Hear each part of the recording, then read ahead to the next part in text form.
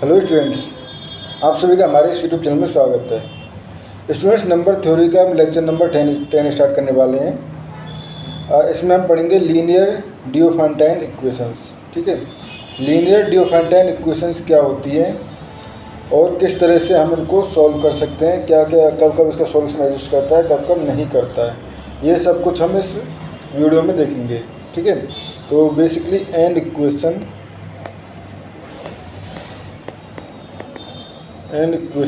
of the form ax plus by equal to c, where a, b and c are integers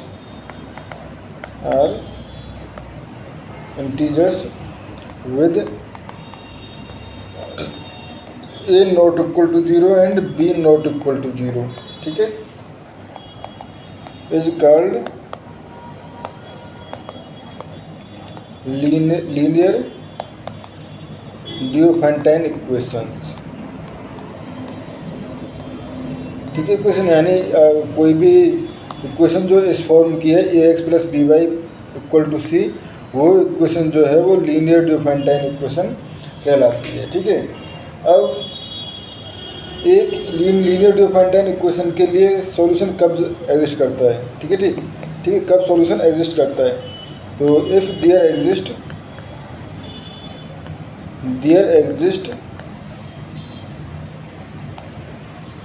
two integers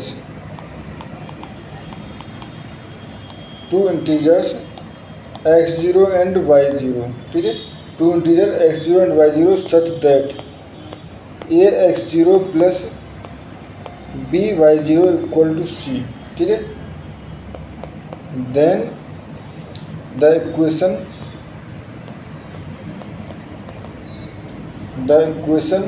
has a solution. ठीक है, तो उस condition जो equation है उसका एक सॉल्यूशन होता है, and x equal to x0 and y equal to y0 is the solution of the Diophantine equation. ठीक है,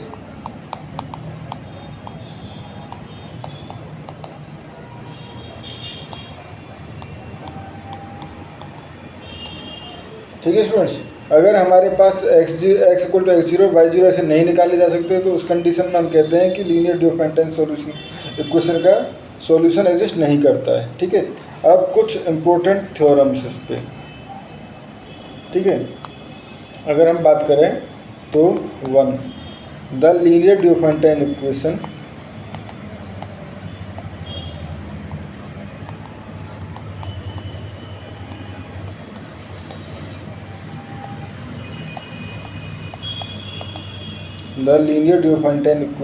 ax plus by equal to c। ठीक है, has a solution if and only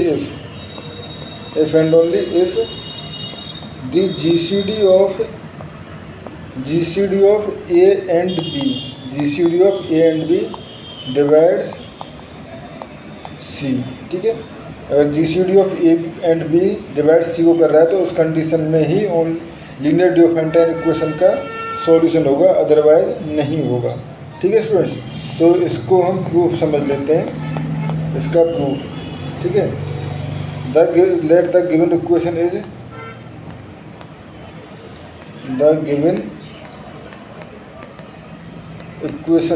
ठीक है, अगर गिवन इक्वेशन है हमारे पास ax plus by equal to c। ठीक है, let x equal to x0 and y equal to y0 be the solution of equation number 1 का ये सॉल्यूशन है। तो यहाँ पे हमारे पास क्या हो जाएगा, ax0 plus by0 equal to c। ठीक है, let d equal to GCD of a and b implies d divide a and D divide b, ठीक है। तो यहाँ से हम कह सकते हैं इम्प्लाइज डी डिवाइड ए x zero plus B y zero. तो ये कब पॉसिबल है, इम्प्लाइज डी डिवाइड सी, ठीक है। तो इसका मतलब अगर हमने जब जी सी लिया तो उस कंडीशन में अगर ए बी जो है जी सी डी का है तो वो सी को भी डिवाइड कर रहा है, ठीक है। अब इसका कन्वर्स अगर समझें तो लेट डी डिवाइड सी, ठीक है, let D divide C where D equal to G C D of A and B, ठीक है, where D equal to G C D of A and B, ठीक है। Then there exist an integer K such that, ठीक है, सी equal to, ठीक है, सी equal to के D, क्योंकि डी डिवाइड सी कर रहा है और ये हमारे पास है, ठीक है। तो C equal to K dot D लिखा जा सकता है, ठीक है। ये हो गए। Now since D equal to G C D of A B, तो हम लिख सकते हैं D equal to A and B, तो यहाँ पर लिख सकते हैं M one A plus N one B, ठीक है। तो अगर मैं दोनों तरफ के का मल्टीप्लाई कर लूँ तो k d equal to m one k a plus N one k b, ठीक है। या हम कह सकते हैं c equal to m one k a plus N one k b, ठीक है। Implies x equal to n one k and y equal to n one k is the solution, ठीक है।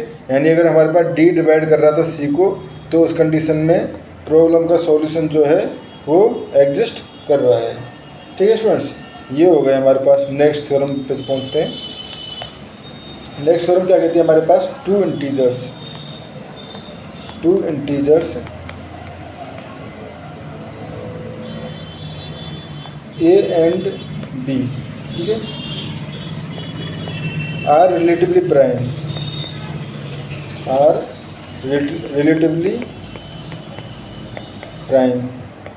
ठीक है। अगर दोनों इंटीजर जो है वो रिलेटिवली प्राइम है, ठीक है, sorry two integer a and B are relatively prime if and only if, ठीक है, the linear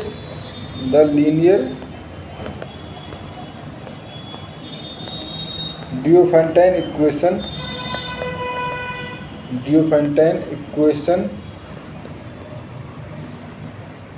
A x plus B Y equal to 1, ठीक है, has a unique solution, has a solution, ठीक है।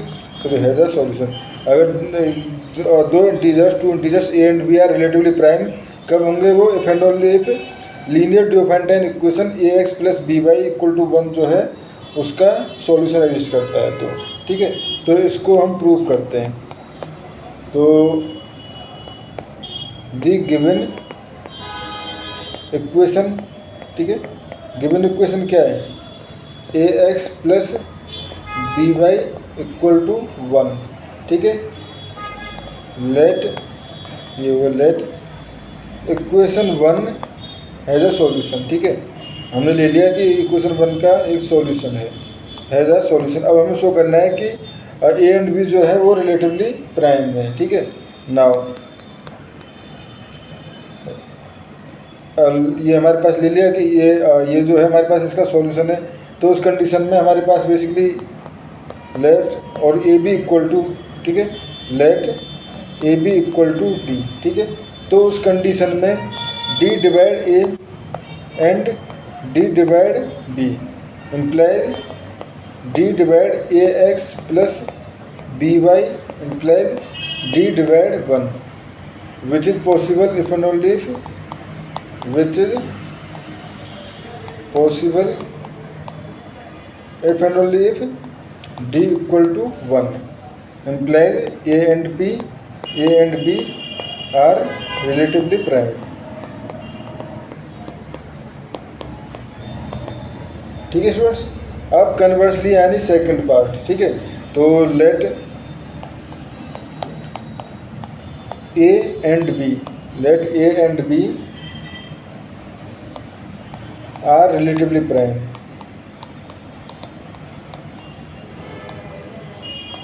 ठीक है, तो उसका मतलब है हमारे पास ए बी इक्वल टू 1। ठीक है, तो यहाँ से we can say that there exist two integers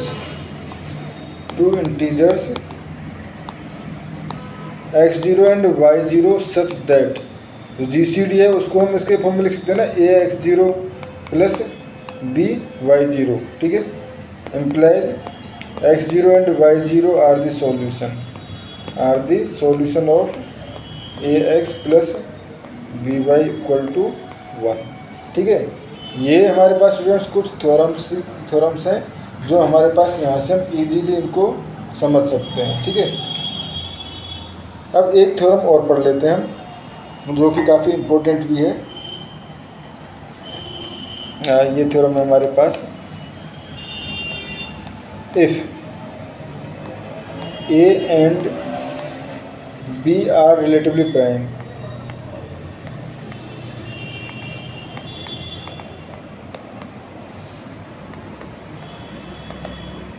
ठीक है, a and B are relatively prime and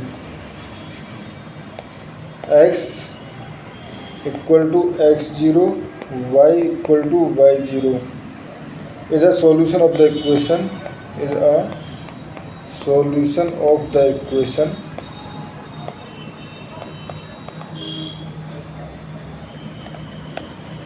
ax plus by equal to c। ठीक है, then all solutions are given by x equal to x0 plus kb। ठीक है, and y equal to y0 minus ka। ठीक है, x equal to x0 plus kb and y equal to y0 minus ka for integer value of k, for integral value of k। ठीक है, integral value of k, तो इसको हमें proof करना है, तो इसका प्रूफ समझते हैं। द गिवन इक्वेशन इज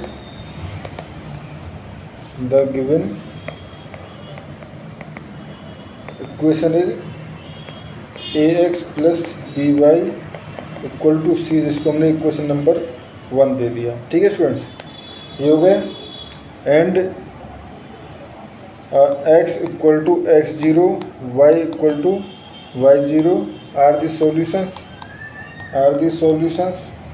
ठीक है, implies ax0 plus by0 equal to c, equation number 2। ठीक है, now let x equal to x1 and y equal to y1 are other solution. ठीक है, तो उस कंडीशन में क्या हो जाएगा, ax1 plus by1 equal to c। ठीक है, ये हो गए 3। ठीक है, नाउ 2 माइनस 3 अगर करें हम, इक्वेशन नंबर 2 माइनस 3 करें, तो ये क्या हो जाएगा हमारे पास, देखो ये हो जाएगा हमारे पास इक्वेशन नंबर 2 माइनस 3 करें या 3 माइनस 2 कर लें, कोई दिक्कत नहीं, कोई भी नहीं पड़ता। ठीक है, तो ये हो जाएगा हमारे पास ये हो जाएगा x0 minus x1 minus x1 plus b, ये हो जाएगा हमारे पास y0 माइनस y1। ठीक है, तो इसको मैं लिख सकता हूँ इम्प्लाइज a, अगर देखो इसको मैं इस तरह लिख सकता हूँ x1 माइनस x0। ठीक है, यानी बेसिकली इसको मैं माइनस n इधर ले लिया। ठीक है, इक्वल टू, अगर मैं इसको लिखना चाहूँ तो b, इसको भी मैं y1 के कॉरस्पॉन्डिंग में लिखना चाहता हूँ, तो यहाँ पे मुझे माइनस y लेना पड़ेगा माइनस बी, और ये हो जाएगा हमारे पास y1 माइनस y0। ठीक है स्टूडेंट्स, इसको इसमें ज़्यादा कन्फ्यूजन होने की ज़रूरत नहीं है। बेसिकली हमने पहले माइनस माइनस कॉमन ले लिया, ठीक है, इक्वल टू 0 है ही, ठीक है, माइनस माइनस कॉमन ले लिया। अब एक टर्म को तो माइनस माइनस कॉमन लेते हैं, यहाँ x1 हो गया, यहाँ 0 हो गया, यहाँ x1 हो गया, यहाँ 0 हो गया, ठीक है, और एक टर्म को हम लेफ्ट हैंड साइड में ले गए, ठीक है। तो ये हो गया हमारे पास बेसिकली, ठीक है, ये हो गया हमारे पास। इसको हम दे देते हैं क्वेश्चन नंबर 4, ठीक है, इसको दे देते हैं क्वेश्चन नंबर 4, ठीक है। तो यहाँ से हमारे पास इसका मतलब क्या निकलता है, इंडिकेट क्या देता है हमारे पास कि देखो ये हो गया b divide a x1 minus x0, y1 minus y0 time divide कर रहा है ना, ठीक है, b divide a x1 minus x0, but GCD of A B equal to 1 implies b divide x1 minus x0, ठीक है। तो यहाँ से हम लिख सकते हैं x1 equal to x0 plus B के, x1 equal to x0 plus B के, ठीक है स्टूडेंट्स, ये हो गए हमारे पास, ठीक है, x1 equal to x0 plus B के। अब ये सॉल्यूशन अगर मैं क्वेश्चन नंबर 4 में पुट कर दूँ, ठीक है, तो ये हो जाएगा हमारे पास, यहाँ पे अगर क्वेश्चन नंबर 4 में पुट कर देता हूँ तो ये हो जाएगा हमारे पास, देखो ये जा रहा है यहाँ पे x1 की जगह वैल्यू पुट कर रहा हूँ मैं, तो ये हो जाएगा हमारे पास a x0 plus B K minus x0, ठीक है, equal to minus B y1 minus y0, ठीक है। तो ये हमारे पास कट गए, ये हो गए हमारे पास a x0, ठीक है, a x0 और b, ठीक है, सॉरी a b x0, ठीक है, equal to minus b y1 minus y0, ठीक है, माइनस b, तो b से b भी कट जाएगा, यानी कि y1 माइनस का y1 है minus y0 equal to a x0। अगर यहाँ y1 minus y0 equal to minus a x0, या y1 equal to y0 minus a के, ठीक है स्टूडेंट्स। देखो यहाँ पे देखो x1 equal to x0 plus B के आ रहा था, या y1 equal to y0 minus a के आ रहा था, ठीक है। तो नाउ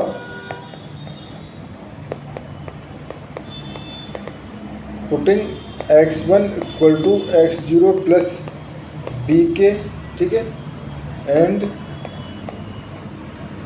अब ये तो हमारे पास बेसिकली y1 और x1 की वैल्यू आ चुकी है। अब हमें चेक करना है कि ये हमारे पास ये जो है सॉल्यूशन है या नहीं, ठीक है।